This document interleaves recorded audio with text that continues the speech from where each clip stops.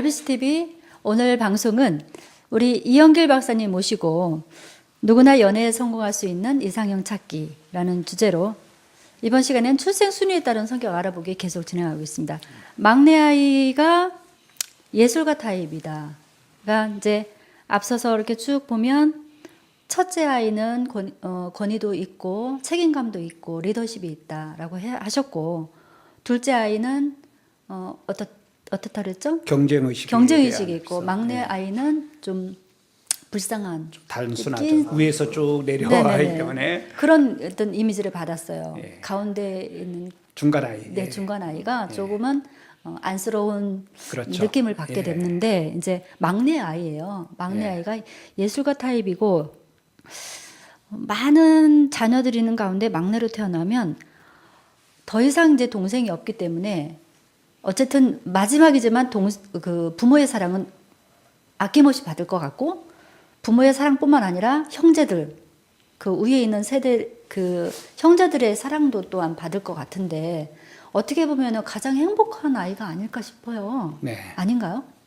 자녀도 부모 잘 만나야 되고, 부모도 자녀 잘 만나야 되고. 그 제가 가지고 있는 하나의 격언이 있는데, 네. 사람이나 동물이나 주인 잘 만나야 됩니다. 예, 상담을 오랫동안 하는 동물도. 경우에서. 예. 네.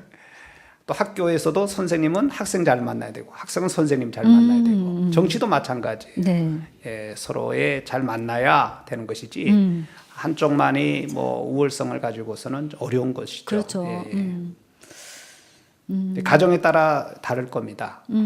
예. 그렇겠죠. 예술가 타입이라고 하는데, 예술가 타입이라고 한 그 이유가 있을까요? 네. 막내 아이가? 네. 그래서 막내는 그 거의 막둥이라고 그러죠. 네, 예, 그렇죠. 그래서 제일 밑에 순위를 이렇게 가지고 있기 때문에 사랑을 많이 받고 있어요. 그렇죠. 예, 그리고 사랑을 독차지하고 있고, 그리고 이 부드러워요. 이 부드러워요. 그래서 이제 두 가지가 있습니다. 사랑이 부드러운. 예, 위에서 억압적으로 이렇게 받아올 때는 누를 때는 이제 어떤 그 자신의 성격이 좀 과하게 될 것이고, 그래서 이 부드러운 면의 전제를 두고 사랑을 받고 있는 그런 의미에서 볼 때에 부드러운 면의 성향을 가진 막내의 경우에는 예술가들이 감정형이거든요.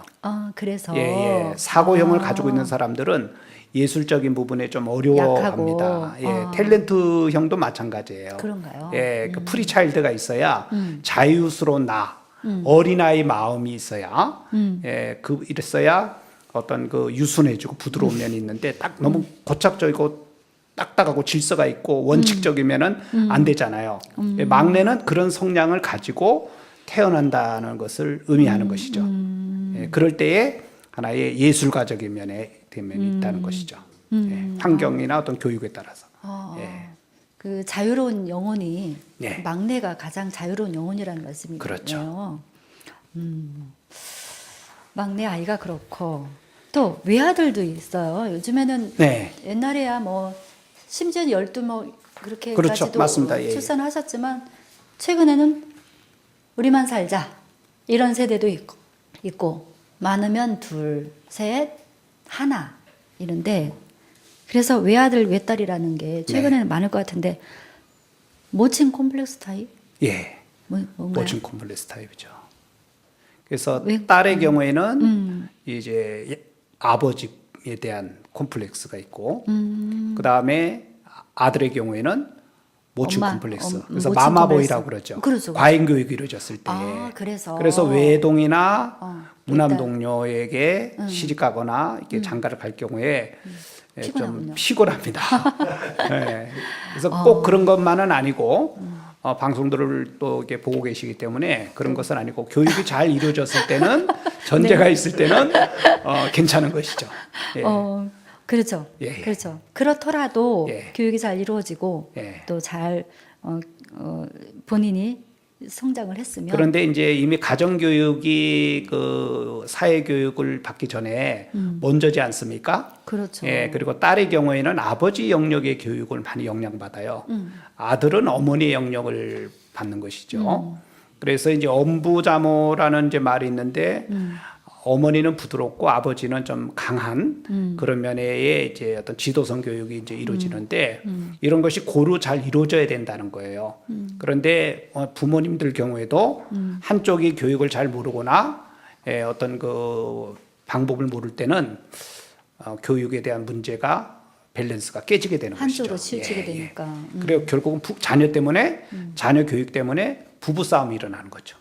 그런 가정들이 상당히 많습니다. 그러니까 예. 아버지가 좀 완고하시면 어머니가 부드럽게 부드러워져야 해서 되죠. 조율을 자녀를 해줘야 되죠. 좀 잘 다독거려주고 이런 게 이제 균형이 잘 이루어져야 되는데 엄하게만 자라고 어머니가 신경을 안 쓰면 그 아이가 좀 예민해지고 한쪽으로 좀 콤플렉스, 트라우마가 있는 또 그런 이런 아이들이 경우도 생겨요. 있습니다. 그 딸의 경우에 아버지나 오빠나 삼촌이나 이렇게를 통해서 성에 대한 어떤 예방 교육을 받았을 때는 이성 간의 그 문제에 대해서 예방을 할 수가 있어요. 사실 문제가 있을 때. 그 다음에 이제 아들 경우에는 어머니를 통해서 이성 간에 대한 면에서의 교육이 잘 이루어질 때는 그 어머니를 통해서 어머니가 이제 거울이 되겠죠. 그렇겠죠. 그럴 경우에는 그 이성에 대한 그 여성에 대해서의 대우를 하거나 인정을 하거나 자존감을 세워주는 면이 있는데 이제 이런 부분도 그 자녀에 따라서의 부모님의 교육의 역량이 어떻게 이루어지는 것인가. 그래서 외동 외딸은 상당히 중요한 케이스 것 같습니다. 아, 그렇겠네요. 예. 외아들과 외딸이 또 모친 콤플렉스 타입이 마찬가지인데요, 그죠?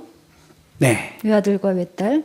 역시 여기도 이제 그 부친 콤플렉스가 이제 포함이 돼야 되겠죠. 아. 예.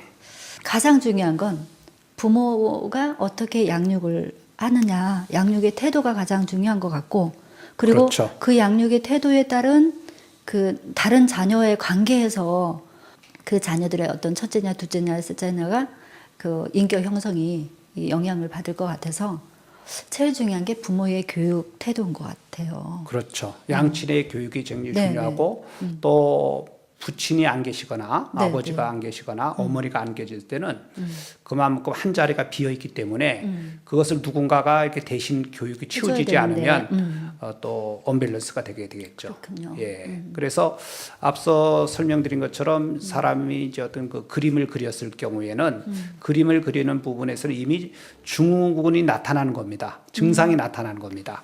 그래서 사람은 1차적으로 성장 과정에 따라서의 역량이 있기 마련이고요. 출생서열은 하나의 기본적인 어떤 그 툴이고요. 어쩔 수 없는. 예, 이거는 뭐 완벽하다고 볼 수가 없고 네, 네. 하나의 사례나 통계적으로 이야기할 수 있는 것이고 그 다음에 원칙이 아니라는 거죠. 네, 네.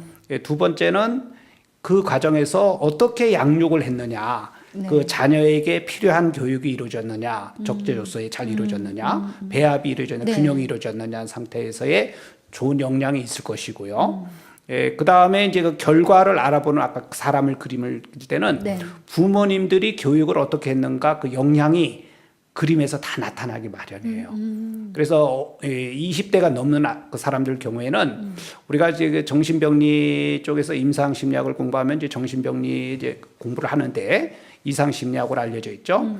그럼 어떤 그 심기증이라든지 아니면 어떤 히스테리어라든지 강박증이라든지 반사회적 여성 성향 속에 남성 성향을 가지고 있고 남성 성향에 여성 성향을 가지고 있고 남성인데 여성 성격을 가지고 있는 거예요.